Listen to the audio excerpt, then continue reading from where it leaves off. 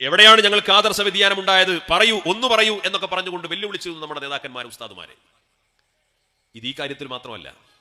സമസ്ത കേരള ജംഇയ്യത്തുൽ ഉലമ ഇവിടെ സമൂഹത്തിൽ പല ആളുകളും ശരിയാണ്, സ്വീകരിക്കാവുന്നതാണ് എന്നൊക്കെ ധരിച്ചു വെച്ചുകൊണ്ട് 10 ആളുകളൊക്കെ കൂടെ നിൽക്കുന്ന ഏത് സംവിധാനങ്ങളും, ആ സംവിധാനങ്ങൾക്കെതിരെ സമസ്ത കേരള ജംഇയ്യത്തുൽ ഉലമ ഒരു കണിശമായ തീരുമാനം എടുത്തു കഴിഞ്ഞാൽ പിന്നെ സമസ്തക്കെതിരെ തെറിയഭിഷേകമായിരിക്കും. അത് പുതിയ സംഭവമല്ല, അത് സമസ്തയുടെ ചരിത്രത്തിലുടനീളം കാണാൻ പറ്റും. സമസ്ത കേരള ജംഇയ്യത്തുൽ ഉലമ ഏതെങ്കിലും ഒരു പ്രസ്ഥാനത്തെക്കുറിച്ച്, വ്യക്തിയെക്കുറിച്ച്, ആശയത്തെക്കുറിച്ച്, അവരുടെ ചെയ്തികളെക്കുറിച്ച് ഇത് ശരിയല്ല, മുസ്ലിം സമുദായം ഒന്ന് അകലം പാലിക്കണം എന്ന് പറഞ്ഞാൽ അപ്പൊ തുടങ്ങും സമസ്തയുടെ മഹാരഥന്മാരായ പണ്ഡിതന്മാരെ ചെളിവാരി എറിയുന്ന, പരിഹസിക്കുന്ന, ആക്ഷേപിക്കുന്ന, നാലാംകിട രാഷ്ട്രീയക്കാരെ പോലും പരാജയപ്പെടുത്തുന്ന രീതിയിലുള്ള മോശമായ പ്രചാരണങ്ങൾ. പക്ഷെ അതിൻ്റെയൊക്കെ പരിണിതി എന്തായിരുന്നു പിൽക്കാലത്ത്? സമസ്ത കേരള ജംഇയ്യത്തുൽ ഉലമ പറഞ്ഞത് തന്നെയാണ് ശരി എന്ന് സമർത്ഥിക്കാത്ത, എന്ന് ബോധ്യമാകാത്ത ഒരു തീരുമാനം പോലും ചൂണ്ടിക്കാണിക്കാൻ ഈ 100 വർഷ കാലയളവിനിടയിൽ കാണാൻ സാധിക്കില്ല. ഈ അടുത്ത കാലത്തുണ്ടായ ഒരു സംഭവമാണ് ആലുവ ത്വരീഖത്തിനെതിരെ. ആലുവ ത്വരീഖത്ത് എന്ന് പറയാൻ പാടില്ല, എന്തായാലും അവിടെ യൂസുഫ് സുൽത്താൻ എന്ന് പേരുള്ള ആലുവയിലുള്ള ഒരു വ്യക്തി ഇങ്ങനെ സംഭവമായിട്ട് പുറത്തു വന്നു. 6 വർഷത്തിന് ശേഷമാണ്, ഇതുമായി ബന്ധപ്പെട്ട അന്വേഷണങ്ങൾക്കും ചർച്ചകൾക്കും ഒടുവിൽ 6 വർഷത്തിന് ശേഷമാണ് സമസ്ത കേരള ജംഇയ്യത്തുൽ ഉലമ പറഞ്ഞു ഇത് പിഴച്ചതാണ്, ആരും ആ വഴിക്ക് പോകരുതെന്ന് പറഞ്ഞു. നിങ്ങൾ പലർക്കും ഓർമ്മയുണ്ടാകും, സമസ്ത അതിനെതിരെ ഒരു തീരുമാനമെടുത്ത് പ്രഖ്യാപിച്ച സമയത്ത് അന്നത്തെ സമസ്തയുടെ സമുന്നതരായ നേതാക്കന്മാർക്കെതിരെ, പണ്ഡിതന്മാരും സാധാരണ പ്രവർത്തകരൊക്കെ പോകട്ടെ, സമുന്നതരായ നേതാക്കൾക്കെതിരെ വലിയ തോതിലുള്ള തെറിയാഭിഷേകങ്ങളും ദുരാരോപണം ഉന്നയിച്ചുകൊണ്ട് സംഘടനാ പ്രവർത്തകർക്കിടയിൽ വലിയ തോതിലുള്ള ആശയക്കുഴപ്പം സൃഷ്ടിച്ചുകൊണ്ട് വലിയ തോതിലുള്ള പ്രതികാര ബുദ്ധിയോടുകൂടിയാണ് അവർ പെരുമാറിയത്. 6 വർഷം തീരുമാനമെടുക്കാൻ സമയമെടുക്കേണ്ട കാര്യമില്ല. പക്ഷെ സമസ്തയുടെ പ്രത്യേകത, നിരന്തരമായ ചർച്ചയിലൂടെയും അന്വേഷണത്തിലൂടെയും ഏതെങ്കിലും തലത്തിൽ ഇതൊക്കെ നല്ല രീതിയിൽ മുന്നോട്ട് കൊണ്ടുപോകാനുള്ള എന്തെങ്കിലും സാധ്യതയുണ്ടെങ്കിൽ ആ സാധ്യതയെല്ലാം ആരാഞ്ഞ് ഒരു നിലയിൽ നല്ല രീതിയിൽ മുന്നോട്ട് പോകുന്നില്ല എന്ന് ഉറപ്പുവരുത്തുമ്പോഴാണ് പിന്നെ കടുത്ത തീരുമാനത്തിലേക്ക് വരാറുള്ളത്. 6 വർഷത്തിന് ശേഷം സമസ്ത ഖണ്ഡിതമായിട്ട് പ്രഖ്യാപിച്ചു, ഇതൊന്നും സുന്നത്ത് ജമാഅത്തിന്റെ ആശയാദർശങ്ങൾക്ക് യോജിച്ചതല്ല, മുസ്ലിം ബഹുജനങ്ങൾ അതിൽ നിന്ന് വിട്ടു നിൽക്കണം. വലിയ പ്രതിഷേധമായിരുന്നു, വലിയ എതിർപ്പായിരുന്നു, വലിയ പ്രതികാര സ്വഭാവത്തിലായിരുന്നു പെരുമാറ്റങ്ങൾ. അതിൽ പെട്ടുപോയ പല പ്രഭാഷകരും സമസ്ത കേരള ജംഇയ്യത്തുൽ ഉലമയുടെ പണ്ഡിതന്മാർക്കെതിരെ ഉന്നയിച്ച ദുരാരോപണങ്ങൾ, വൃത്തികെട്ട ഭാഷയിൽ അവരുടെ പ്രഭാഷണങ്ങൾ, അവരുടെ രചനകൾ ഇന്നും കേൾക്കാൻ സാധിക്കും. ആ വിഭാഗത്തിന് ഇപ്പം എന്താ സംഭവിച്ചത്? ആ കൂട്ടർക്ക് എന്താ സംഭവിച്ചത്? ആ പറയപ്പെട്ട യൂസുഫ് സുൽത്താൻ മരണപ്പെട്ടു.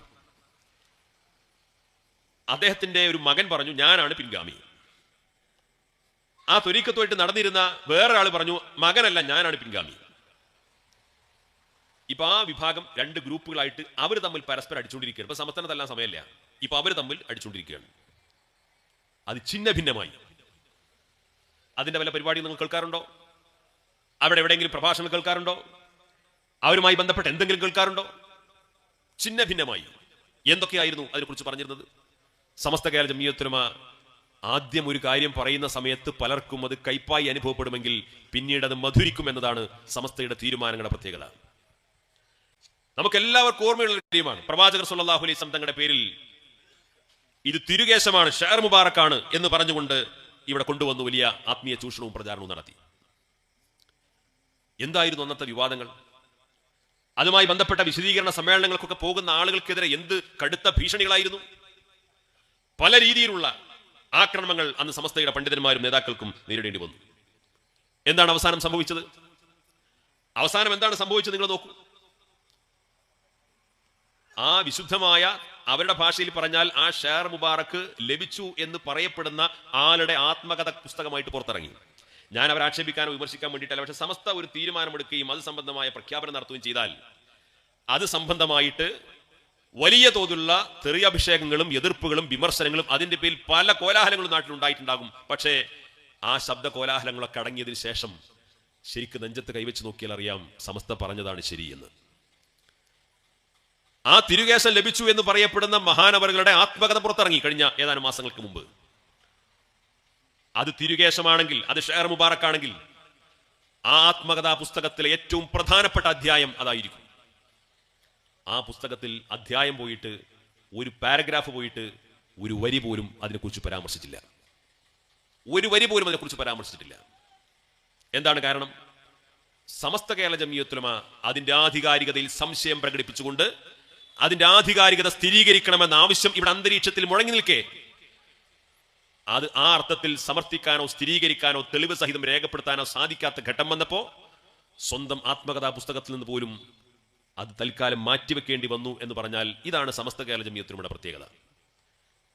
ഞാൻ അവരെ ആക്ഷേപിക്കാനോ വിമർശിക്കാനോ ഒരു വിവാദത്തിന് വേണ്ടിയിട്ടല്ല പറഞ്ഞത്. പക്ഷേ സമസ്ത 1926 മുതൽ ഈ 2025 വരെ നീണ്ടു നിൽക്കുന്ന ഈ 98-99 വർഷക്കാലത്തിനിടയിൽ മുസ്ലിം സമൂഹത്തോട് പറഞ്ഞ ഒട്ടേറെ കൈപ്പേറിയ സത്യങ്ങൾ, അത് പറയുമ്പോഴും പറഞ്ഞ കാലത്തുമൊക്കെ വലിയ വിമർശനങ്ങളും ബഹളങ്ങളും പ്രശ്നങ്ങളൊക്കെ ഉണ്ടായിട്ടുണ്ടെങ്കിൽ പോലും അവിടെയെല്ലാം പിൽക്കാലത്തെ ശബ്ദകോലാഹലങ്ങളെല്ലാം അടങ്ങിയ ശേഷം എല്ലാവരും സമ്മതിക്കുന്ന ഒരു യാഥാർത്ഥ്യമാണ് സമസ്ത കേരള ജമിയത്തുലമ പറഞ്ഞതാണ് ശരിയെന്ന്.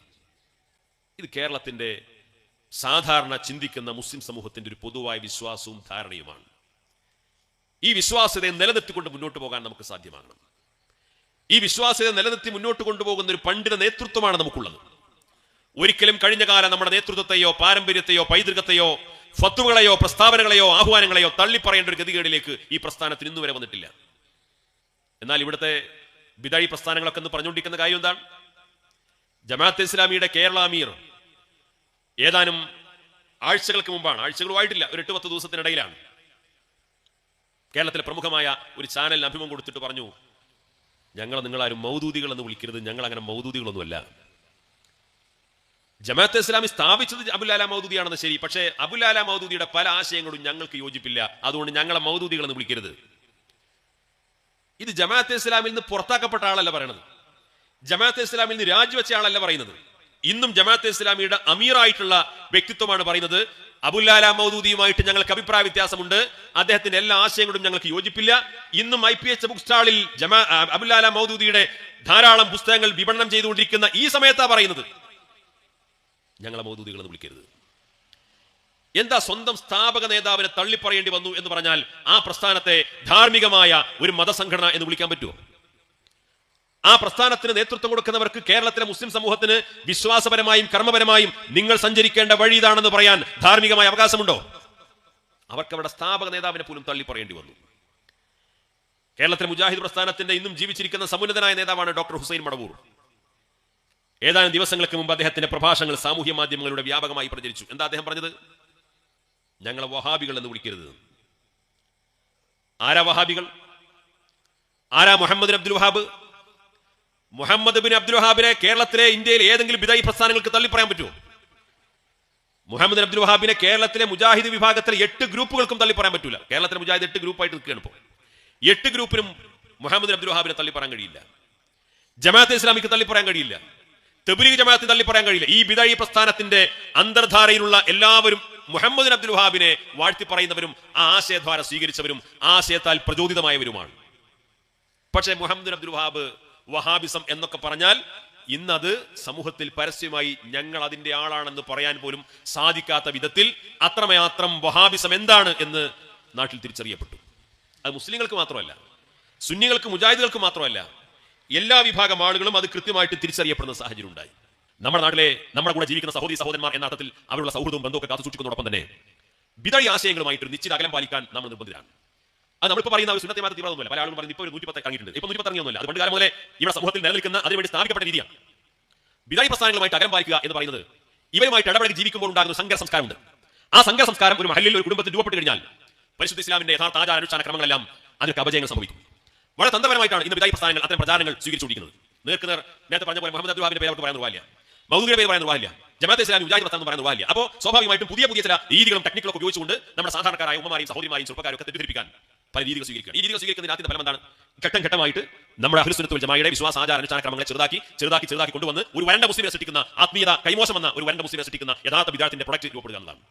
അതിലേക്ക് മുസ്ലിം സമുദായം എത്തിച്ചേരാതിരിക്കണമെങ്കിൽ നമ്മുടെ ആദരണീയരായ ആത്മീയ പണ്ഡിതന്മാരുടെ നേതാക്കന്മാരുടെ ഉസ്താദുമാരുടെ ഉപദേശ നിർദ്ദേശങ്ങൾക്ക് വിധേയമായി മാത്രം നമ്മുടെ മഹല്ല് സംവിധാനങ്ങളെ, നമ്മുടെ മദ്രസ സംവിധാനങ്ങളെ, നമ്മുടെ കുടുംബാന്തരീക്ഷങ്ങളെ, നമ്മുടെ നാടിന്റെ ദീനിയായിട്ടുള്ള എല്ലാ ചൈതന്യങ്ങളെയും സംരക്ഷിക്കാനും നിലനിർത്താനും നമുക്ക് സാധിക്കും. മറ്റു ഉദാഹരണം പറഞ്ഞ് അവസാനിപ്പിക്കാം. വയനാട് ഉൾപ്പെടലുണ്ടായി, 400 ചില ആളുകൾ മരണപ്പെട്ടു, ഒരുപാട് മയ്യത്തുകൾ ഇനി കിട്ടാനാണ്. കേരളത്തെ ഞെട്ടിച്ചു കളഞ്ഞ, ലോകത്തെ ഞെട്ടിച്ചു കളഞ്ഞ വലിയ ദുരന്തമായിരുന്നു. ഇന്നും അതിന്റെ വേദന കടിച്ചമർത്തി 100 കണക്കിന് കുടുംബങ്ങൾ വയനാട് ജില്ലയിലും സമീപ പ്രദേശങ്ങളും കഴിഞ്ഞുകൊണ്ടിരിക്കുകയാണ്. അപ്പോൾ ആ സംഭവം കഴിഞ്ഞ് തൊട്ടടുത്ത മാസമാണ് പരിശുദ്ധ റബീഉൽ അവ്വൽ മാസം കടന്നു വരുന്നത്. അപ്പോൾ റബീഉൽ അവ്വൽ നബിദിനാഘോഷവുമായി ബന്ധപ്പെട്ട് നമ്മുടെ മഹല്ല് മദ്രസ തലങ്ങളിലൊക്കെ അതുമായി ബന്ധപ്പെട്ട പല ഒരുക്കങ്ങൾ നടക്കുന്നതിനിടയിൽ ചില പത്രങ്ങളിൽ വാർത്ത വന്നു. വയനാട് ദുരന്തത്തിന്റെ ഈ പശ്ചാത്തലത്തിൽ കുറെ ആളുകൾ മരണപ്പെട്ടു, കുറെ ആളുകൾ പരിക്കേറ്റ്, വീട് നഷ്ടപ്പെട്ടു, കുടുംബം നഷ്ടപ്പെട്ട് അന്യാധീനപ്പെട്ട് നിൽക്കുന്ന ഈ ദുഃഖം ഘനീഭവിച്ച് നിൽക്കുന്ന ഈ സമയത്ത് തൽക്കാലം നബിദിന ഘോഷയാത്രകൾ മാറ്റിവെക്കുക. അപ്പോൾ എന്റെ മഹല്ല് നബിദിന ഘോഷയാത്ര മാറ്റി വെച്ചിരിക്കുന്നു. വയനാടിന്റെ പശ്ചാത്തലത്തിൽ ഇന്ന മുസ്ലിം ജമാഅത്ത് നബിദിന ഘോഷയാത്ര മാറ്റി വെച്ചിരിക്കുന്നു. ഇന്ന പ്രദേശങ്ങളിൽ നബിദിന ആഘോഷ പരിപാടികൾ, കുട്ടികളുടെ പരിപാടി മാത്രമേ ഉണ്ടായിരിക്കുള്ളൂ, റാലി ഉണ്ടായിരിക്കില്ല. ഇങ്ങനെ കുറച്ച് പത്രവാർത്തകൾ പുറത്തു വന്നു. പ്രത്യക്ഷത്തിൽ പത്രവാർത്ത കൊടുക്കുന്നത് മുജാഹിദ് ജമാഅത്തൊന്നുമില്ല.